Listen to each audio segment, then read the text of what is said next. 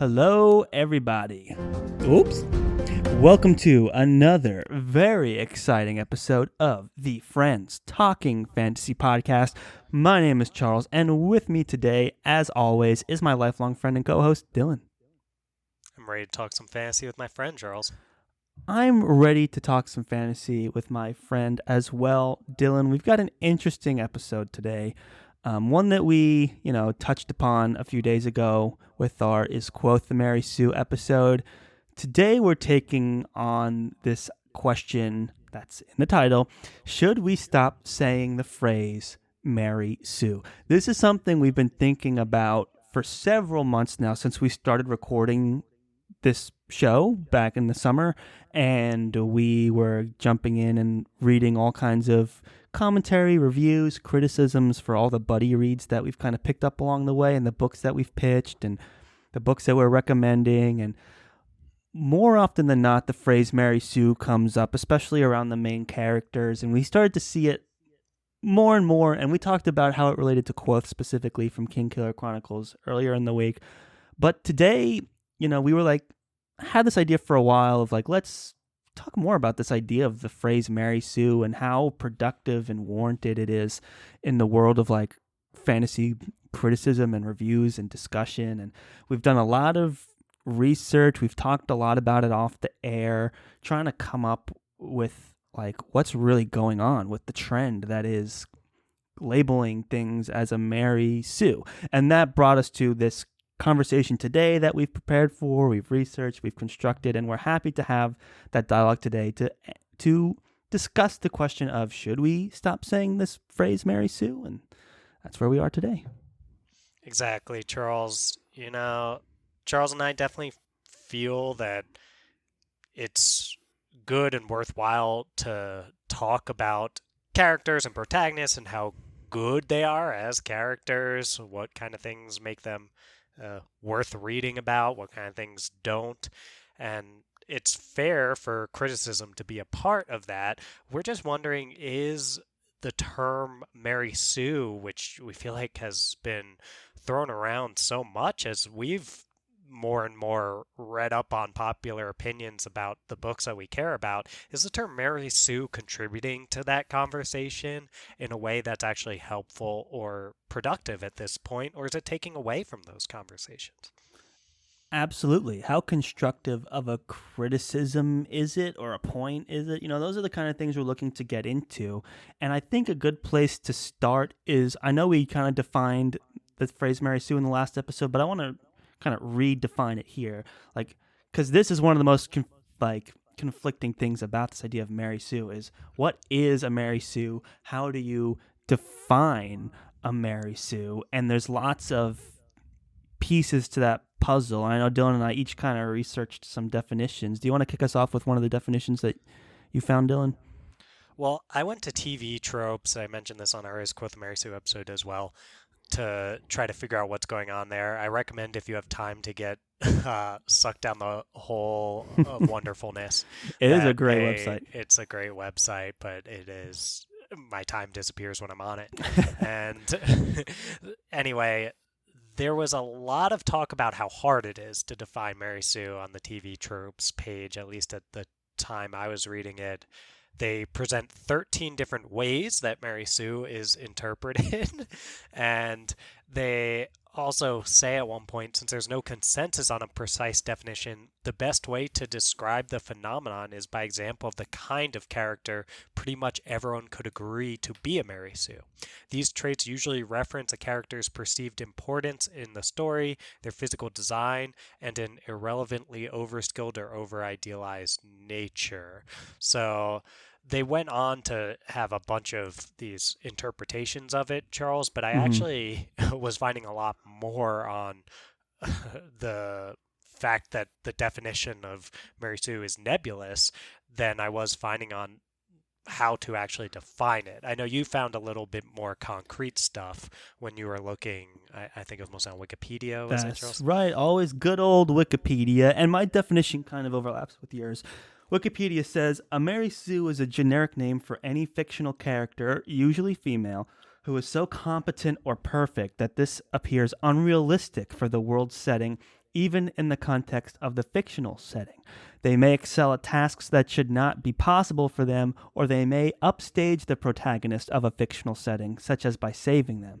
They may disregard previously established aspects of the fiction, such as characterization and natural laws. They may also be praised by every other character in the work, especially by the antagonist of the work, regardless of whoever the Mary Sue characters are. So there is kind of this overlapping thing of like, yes, they are competent and perfect, but there's also this aspect that it's like kind of unrealistic given the defined rules of the setting that the story takes place in, and these kind of like unearned moments of these impressive feats of glory or praise or something like that seems to be like the common trend, and that's how I've always perceived Mary Sue to be defined. It's like, oh, it's a character who's so good that they never had to train, and they're just kind of like all of a sudden good at something that's unwarranted, unearned, unestablished perfection or competency that we weren't built up to see in their character at all, is what I would say is a Mary Sue. That makes sense, Charles. I also see things like it being a self-insert for the purpose of wish fulfillment come up a lot in Mary Sue definitions. For sure. Yeah, that's another common one, and it doesn't seem to me like they're like mutually exclusive. It's like, can you just be this like self-insertion, like a James Bond type character?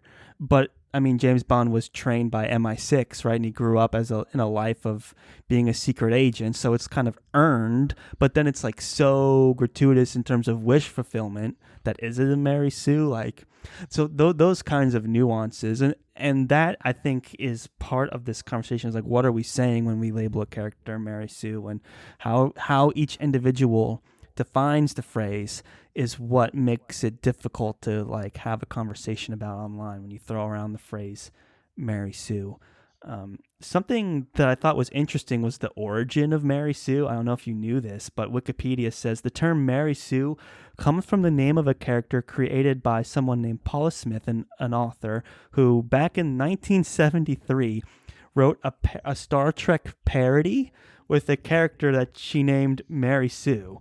And it's a really short, like 10-paragraph fanfic about this character Mary Sue who goes on the Enterprise and everyone loves her and she's good at everything, you know, and they praise her and she's young but she knows more than Captain Picard and all this stuff. And that's kind of the genesis of this phrase Mary Sue, is this idea that here's a character that just walks into the story and is good at everything and everyone loves them, and you know, it's like, who is this person? They just came out here and all of a sudden they're very good. I will say for Charles, me, yeah, go for it. I think just something that I came across this too, and something I want to say here, as you said, is a satire of Star Trek, but my understanding is that it was a satire of Star Trek fan fiction. It was a fan fiction itself, Right. but it was also satirizing the fan fiction that comes out about Star Trek, not Star Yes, Trek itself. it says here in the last thing on Wikipedia, satirized unrealistic characters in Star Trek fan fiction. So it is a parody, but it's a parody on Star Trek and Star Trek fan fiction specifically. So yeah, that's a good distinction to make. That wasn't. So go on, Charles. I know you had more there. Yeah, well, no, that's just an interesting place of where it came from, right? It's a criticism of fan fiction, of people writing these empty characters and like inserting themselves into the. It's like, oh, here's a character that just walks into the Enterprise that everyone loves and can do no wrong. That's kind of the genesis of this. And I will say the first time that I ever heard the phrase Mary Sue in terms of describing a character was from you, actually, way back in the day. Do you want to kind of bring this up? Sure, Charles. Maybe I had a confession I wanted to make while we were on air here. That is, so Rey from Star Wars is probably the character that is most frequently associated with Mary Sue as a term, and in my findings anyway.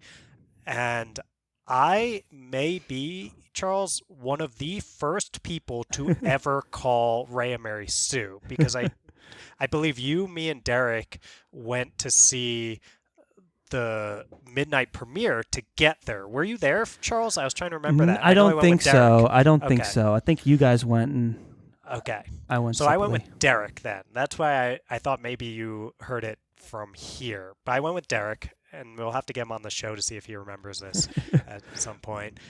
Derek, you may remember from our travel episodes, That's our right. trip to New Zealand, if you're a longtime friend. And we watched this movie, and I did like The Force Awakens, right? I Yeah, I did definitely too. enjoyed it. And the thing I said after everyone was applauding, because most people did like it in the theater, is I leaned over to Derek. I was like, yeah, it's really good. I feel like Ray is a bit of a Mary Sue, though. So that was right at the conclusion of a midnight premiere on the East Coast in New York, Charles. I don't know. I might be one of the first people in the world to have called Ray a Mary Sue. I do remember, it's very likely, of course, the midnight premiere. And I remember we were talking about it afterwards, like the first time we had met after it. We both kind of watched it near opening day. Like you watched it at the premiere. I watched it a little later. And then you were the one that was like, yeah, Ray's a bit of a Mary Sue. And that movie came out back in 2015. So it's interesting, like, yeah, this was a phrase that was dropped that was first penned in 1973 by Paula Smith in a fan fiction. But now it's being attached to, like, the hottest leading role for a movie at the time back in 2015, which is Rey in Star Wars. And I saw it, like, after you said it, I started seeing it everywhere, and that could just be like, oh, I learned the phrase and now I'm seeing it everywhere. But I really feel like that phrase got like a second wind, and really all of a sudden everyone, like, it is very much like the internet learned a new word, I say, when the phrase Mary Sue comes up, because with Rey, that was an early criticism. And I don't want to talk too much about Rey being a Mary Sue, but there is some justification to that, right? She was flying the Millennium Falcon like a pro, and she redirected the power. She was able to use force powers to do mind tricks on a stormtrooper, having never been trained in force power. She was able to hold a lightsaber and fight off Kylo Ren. It falls into that unearned aspect of it. And then there's this, everyone's telling her she's great and all that and the other thing, but I kind of bought into it. I was like, yeah, she is a bit of a Mary Sue, isn't she? And then I've kind of, I was like, that's kind of a cool thing. And then I was like, yeah, she could have been more fleshed out. She could have had more preparation or training or whatever to kind of do those things. And that's kind of, for me, the genesis of Mary Sue. Yeah, when I said it, I was not expecting people to necessarily know what I was talking about. I was probably a little bit trying to be cool, where like I would say, "Oh, Mary Sue," and then my friend would say, "What's a Mary Sue?" And I'd say, "Well, Charles, let me tell you something about the term Mary Sue." But obviously, I was way behind when it actually came to be popularized. Right. So I feel the same way as you, Charles. When I was saying it back then, I thought I was in the know by knowing about it, and then I started seeing it everywhere following Star Wars, though of course it comes from the 70s. Right. I definitely think it got the attention of a newer generation with kind of that array of Star Wars being kind of like the pinnacle of it. And then so many times in researching for books and discussions, this idea of a character being called a Mary Sue pops up all the time. And that's like the next thing I think we should talk about, is this idea of calling a character a Mary Sue as this idea of, as a form of criticism, right? It's like, oh, this, like, Quoth is a Mary Sue.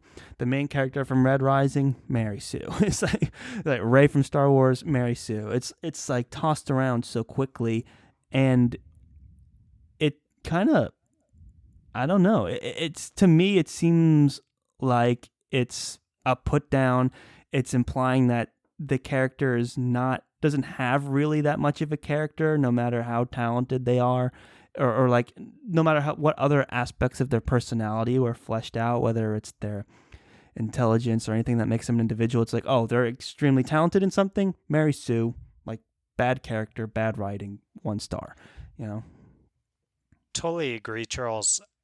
The first time I think we really talked about the term Mary Sue on our podcast was when you were pitching Red Rising in your Friends Pitching Fantasy Well, there a was the while King back. Killer. And oh, yeah. So I'm totally wrong in saying this is the first time, but one of the first times for sure was when you were pitching Red Rising. And I remember asking you, hey, I'm seeing this everywhere, that the main character Darrow is a Mary Sue, and I was like, can you tell me about this character and let me know if I should be worried? Which to me was a sign that I was like, is Mary Sue helping at all? Because I know what the term Mary Sue means to some extent, as much as I think at least the average person who's reading these reviews would know. And then I'm seeing it labeled, like I'm seeing a character that I don't know yet labeled as a Mary Sue, and I have to go to my friend who's read the book and say, Charles, can you explain what this means, and can you explain if I should be concerned? Right. And I And remember you kind of even asked that question almost like it's like, look, I kind of, from reading criticisms of other books that I have read where the character's labeled Mary Sue, I even know going, like the tone of you asking it was like, I'm kind of not really concerned about this, but should I be, kind of a thing. It was almost like you begrudgingly asked the question because it popped up. That's the sense I got anyway. I don't want to speak for you. yeah, that's how I felt. Right. And it's because of how unhelpful I found the broad application of the criticism to be. Right. And I think, and when I answer that question, it comes down to like, look, a lot of characters in fantasy are like the chosen one, or they have these exceptional abilities. And, you it's easy to be the first person to take a character that's super talented and has this like maybe wish fulfillment aspect and be like, oh, Mary Sue, that's a criticism. But it's rarely that simple. And it's like, look, there's these other elements you could define Mary Sue. It's like, well, some people just think a character that's super competent and nearly perfect in certain abilities is a Mary Sue. And for me, my thing is it earned? And it's like, well, that, in Red Rising, you have the main character go through all kinds of stuff leading up to the moment when they, can be perceived as this Mary Sue character. So it's like, I get what they're saying. It's like, yeah, he rises the ranks and becomes one of the best of the best, but you can't have that without the whole story leading up to that. It's very similar to like Katniss Everdeen or something from the Hunger Games. It's like, it's easy to feel like there's of course she wins. Of course she wins. Well, spoiler, she may or may not win the Hunger Games. But it's like, of course she competes in the Hunger Games and is like super competent and super talented and all this other stuff. And it's like, yeah, but there's this whole backstory of how she had to like hunt for food and like the School of Hard Knocks thing. Combine that with, it's a young adult story, so the character has to be exceptional. So I feel like fantasy is the prime target for this Mary Sue allegation, and it's a criticism that pops up commonly, and it's hard to really like contribute to that conversation. It's just used as like a dismissal. It ignores every other aspect of the characterization of the main character. It's like, okay, so what do you really not like about this character? Do you not like something about it, or you just want to point out that the character is exceptionally good at something? Like, there's a piece missing for me in all these criticisms and these reviews. That's a thing for me too, Charles, is that piece missing. I just want to know what the actual criticism is. So I mentioned that there's 13 different ways that Mary Sue is interpreted based on TV tropes. They listed Mary Sue as protagonist you don't like, Mary Sue as poorly written character, Mary Sue as cliched character, Mary Sue as author avatar, Mary Sue as the idealized only common character. thing is that it's basically almost like not derogatory, but very like dismissal. It's a put down. It's a negative connotation. It's just a way to slam dunk on a character you don't like without having to like actually provide in-depth criticism. For sure. And I think because I would rather hear in-depth criticism, I I want to. I don't have inherently an issue with a character being powerful or good at things.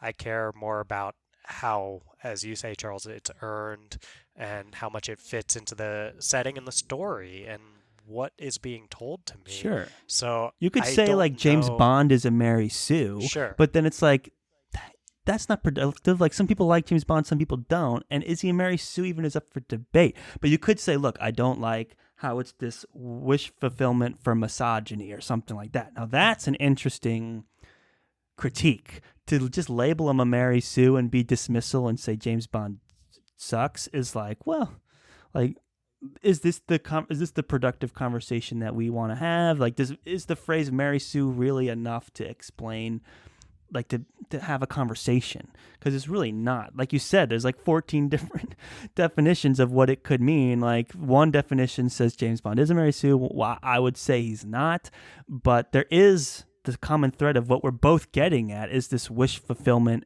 / misogyny piece that is totally valid criticism. So that's the conversation that we're trying to have. I just think this hot button, which is funny to say about something that was penned in the 70s, but this hot button phrase, Mary Sue, has kind of derailed that conversation.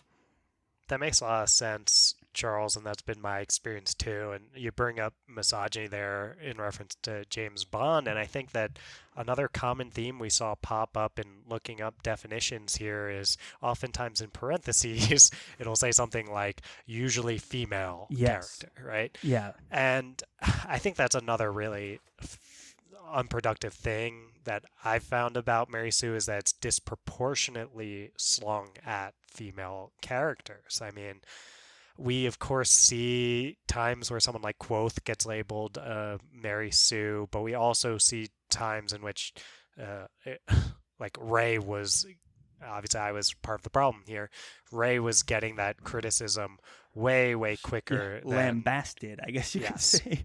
Right? Like, how long was James Bond around doing all of these wish fulfillment and misogynistic things that, and not having very many flaws or anything like that, and usually winning and blah, blah, blah. How long was he doing that without ever being labeled a Mary Sue in anywhere near as popular a way as Ray was?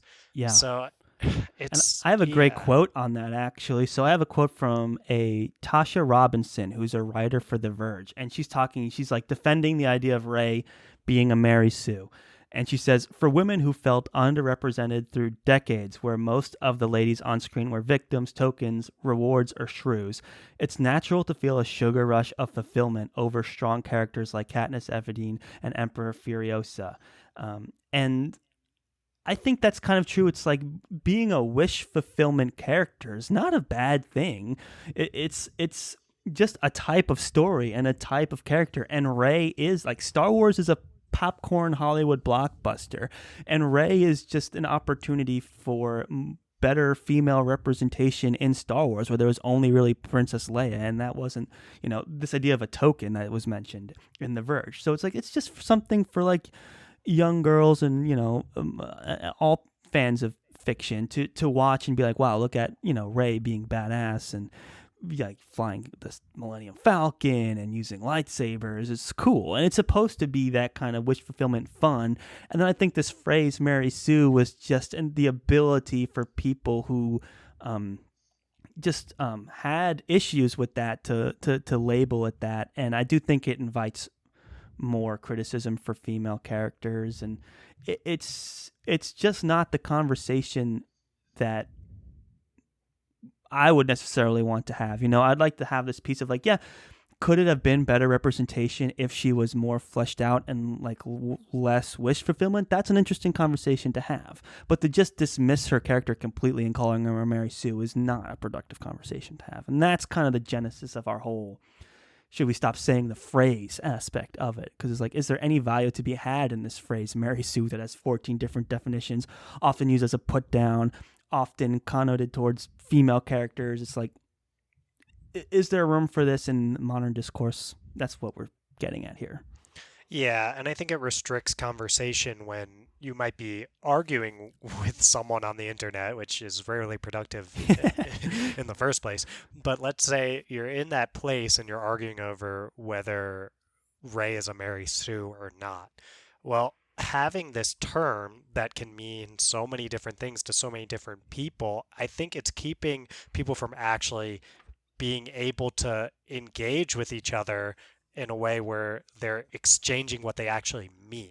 Because let's say, Charles, I'm on one side of the internet and you're on the other, and I am saying, hey, I think Ray's a Mary Sue, and you're telling me, no, she's not for these reasons. I'm saying, well, she is for these reasons. And it's like, we're talking past each other because we're working with a different definition of a term. And I think unless we could get on the same page as to what Mary Sue actually means, which seems unlikely at this And point. why would we even try? It's such like a gendered term, and like, I don't know. That makes sense. It's like, why even go that way? And yeah, and I also think that's a great point. It hurts discourse, and even like we're so quick to label a character Mary Sue. It's like, oh, Ray's Mary Sue, she's Mary Sue, and then it's like, okay, well now we're not. Like we're that's where we're starting.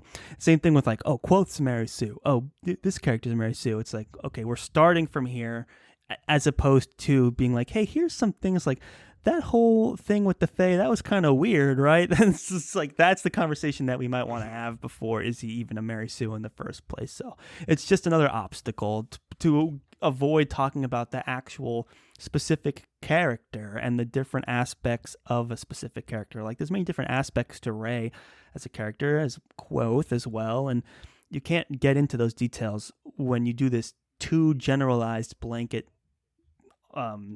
put down of Mary Sue. It's just, that's what it is.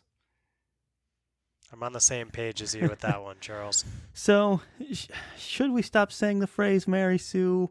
I am of the opinion that we can do better in terms of like expressing our criticisms than to use the phrase Mary Sue. I think it's too undefined, and it's too easy of a thing to apply to a character, especially in fantasy. So easy to just say, oh, this character is showing exceptional ability, Mary Sue. It's like, I think we can just move past it. That's where I'm coming from. I feel the same way, Charles. We never on the FDF podcast try to censor folks or anything like that. No. We sure, say Mary Sue if you want. We just seem to fall on the side of we don't think it's helpful or productive. Yeah, we've seen it so much too. Like we had that conversation with in Emperor's Soul, right? With the guys over at Phantology, and we're like, okay, is the main character in that book Mary Sue? But that was a character who, from the beginning, was a perfectionist and like super talented. And it's like, oh, that character's a Mary Sue. And it was like, well, that's actually part of her. Like, she's supposed to be a perfectionist, and that is like what drives the drama of the story. Like the whole theme is about artistic integrity, and so she has to be like this perfect artist to be that. And so it's like, oh yeah, you know what, that's kind of true. And you can have criticisms like, oh, we didn't get to see any sort of stakes because she's already a master, and like that's something we can validly have a conversation about. But again, this idea of like, we've come up with this phrase Mary Sue, and our stance has always been like, well, let's kind of work around it and see what we're really getting at here. And that's the conversations that we like to have. And I think it's been very constructive with the conversations that we are actually able to have about fantasy these days. I feel the same way, Charles. I think us trying to remove Mary Sue as much as we can from our discussions about protagonists and other characters has mostly deepened and enriched our conversations in ways that if we just slung Mary Sue at them, might not have happened. And obviously we had our Is Quoth a Mary Sue talk, but those who listen will probably find it, which of course is going to similar bells to this. It seems like it's going to be a longer episode than our overall Mary Sue episode. We just have a lot to say about Quoth, but that we do. But I'm happy, man. I think you nailed it, right? It's like we have better conversations when we look deeper into why is this phrase popping up. It always leads to better conversation, and that's why we brought this up. It's like we keep seeing this, it keeps coming up, and we kind of get to the point where we're like, oh, okay, it's this whole Mary Sue conversation popping up again. It's like the same every time. It's almost dismissive when we see it, and so we're just trying to get into the character, because that's what, we're enthusiasts. We love characters, and so we just trying to get into the meat of a character, and Mary Sue has no place in that kind of conversation, really. Well said, Charles. All right. Anything else we want to bring up about the phrase Mary Sue? I think I feel satisfied. I'm having. I want to hear from our listeners as well. I'm sure. I mean, speaking as someone who's been as guilty as anyone in using the phrase "Mary Sue" in It is a the fun past, phrase. Like it is. Like when I first heard it, I was like, Ray totally is a Mary Sue. What was up with that? yeah. So like I'm all on board with the phrase. I just think now, for our conversations, at least on the show, it's like we're gonna try and we'll acknowledge when it's a popular opinion for a character, but we really want to get into why and Hmm. we won't be so quick to call a character a Mary Sue. It would have to be pretty pretty aggressively a Mary Sue character for us to go ahead and pass judgment at this point. But I do want to hear from the fans. I think this is a super interesting just kind of discourse, just across all of book reviewers, movie reviewers, fantasy enthusiasts. It's like, where do we stand on this whole phrase Mary Sue and using it and the productivity of it, and like how do we use it in this modern day of fantasy discussion online, So very interested to see what the fans have to say about it. Exactly, Charles. I'm glad to let them know all the areas in which they can reach us if you get that Yeah. outro Yeah. music pumping over Well there. said. I think we've said our piece and we're ready to move on to the outro. Thank you, everyone, for listening and navigating the murky, controversial waters that are the Mary Sue phrase. We'd be super curious to see what you have to think. Any discussion around fantasy we love to have, especially characterization. So feel free to reach out to us on the FTF Podcast on Facebook and Instagram, and the FTF Podcast with a number 1 at the end for Twitter. Don't forget that one. Don't forget that number 1 for Twitter. And Twitter's our preferred place. Marsh is over there; he's killing it on Twitter. So if you reach out to him there, you'll hear from him. You can also email us at theftfpodcast@gmail.com and toss 5 stars to our podcast, guys. It means a lot to us to just go onto Apple Podcasts and drop 5 stars. It affects our standing online heavily, and it's very few people end up making it around to dropping those reviews. We get it. But if you listened and you liked it and you want to hear more, let us know. Toss 5 stars to our podcast. You can always just Google us and interact with all the things that we're doing online. We'd love to hear from you. And thank you so much for listening. And as always, go forth and conquer, friends.